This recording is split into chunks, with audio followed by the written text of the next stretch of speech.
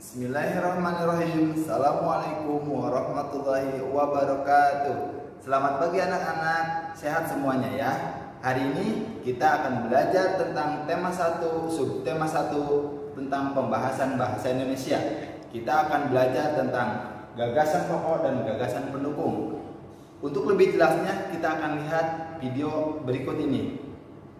Nah, kali ini kita akan belajar mengenai muatan bahasa Indonesia KD 3.1. Masih materi kelas 4 ya, tema 1, subtema 1, gagasan pokok dan gagasan pendukung. Jadi materi ini memang sudah disesuaikan dengan buku tema 1, subtema 1 kelas 4. Dan materi juga diambil dari sana. Jadi anak-anak gak usah khawatir materinya akan terlalu melebar kemana-mana. Nah anak-anak, ingatlah kamu apa itu paragraf. Nah, kita harus tahu dulu tentang paragraf sebelum menuju gagasan pokok dan gagasan utama.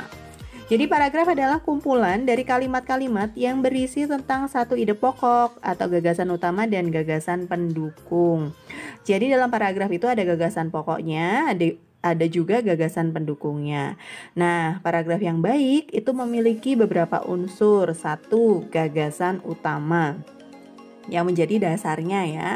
Kalau gagasan utama sudah ada, maka didukung dengan gagasan pendukung. Nah, ini saling melengkapi. Kemudian di sana juga ada kalimat utama. Nah, kalimat utama ini biasanya merupakan tempat beradanya gagasan utama.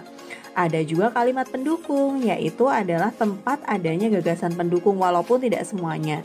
Nah, kalau paragraf yang baik itu terdiri dari 5 kalimat. Tapi terkadang kalau mamanya kelasnya masih rendah, belum sampai segitu ya. Tapi kalau yang benar itu paling tidak terdiri dari 5 kalimat. Nah, selanjutnya anak-anak, kalau umpamanya kita berbicara tentang paragraf, kita juga harus tahu ada beberapa hal yang harus kita pahami, yaitu adalah paragraf itu dibedakan menjadi beberapa jenis. Yang pertama adalah paragraf deduktif. Artinya D itu depan kalau Bu Berita ingatnya ya. Jadi gagasan pokoknya di awal atau di depan paragraf. D depan depan paragraf. Yang kedua induktif, yaitu gagasan pokoknya di akhir paragraf, dan campuran gagasan pokoknya ada di awal dan akhir paragraf atau gabungan. Begitu ya mengenai paragraf. Nah, sekarang kita masuk ke gagasan pokok. Gagasan pokok itu apa sih? Pokok itu inti ya anak-anak, dasar, pusatnya, nah atau utama. Jadi gagasan pokok adalah ide utama atau inti atau dasar dari sebuah paragraf. Nah, kemudian gagasan pokok dapat berupa kalimat utama atau berupa pokok paragraf. Maksudnya gini, gagasan pokok itu terkadang terletak di kalimat utama, tapi tidak harus menulis seluruh kalimatnya. Nah, sedangkan gagasan pendukung itu adalah uraian atau tambahan informasi yang menjelaskan atau mendukung gagasan pokok atau gagasan utama.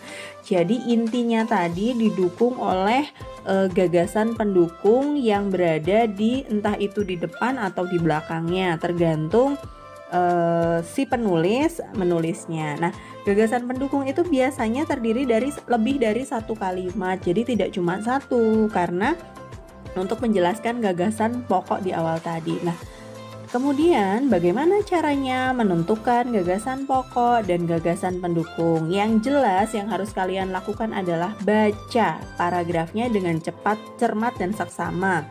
Kemudian gagasan pokok sebagai isi atau inti paragraf itu terletak di awal, akhir, atau awal dan akhir, atau berada di seluruh kalimat paragraf.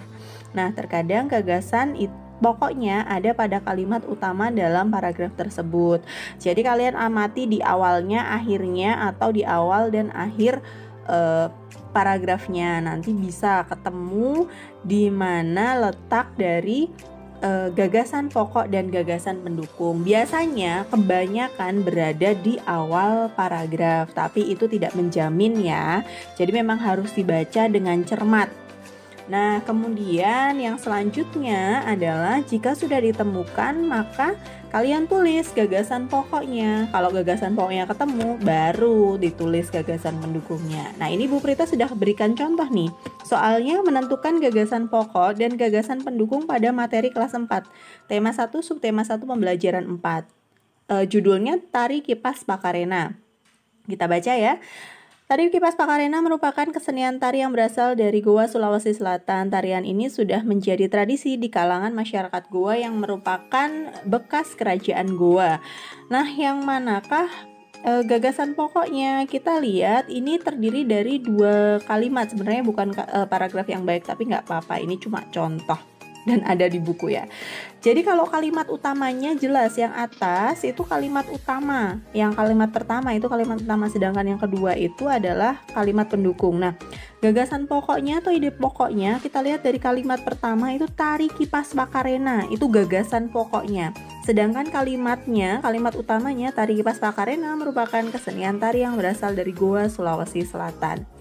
Kemudian gagasan pendukungnya, tarian ini sudah menjadi tradisi masyarakat Goa. Cukup segitu saja karena ini gagasannya. Sedangkan kalau ditanyakan kalimatnya, kalimat utamanya, maka tarian ini sudah menjadi tradisi di kalangan masyarakat Goa yang merupakan bekas kerajaan Goa. Jadi kalian bisa membedakan bagaimana cara menulis gagasan, bagaimana cara menulis kalimat. Harus dibedakan.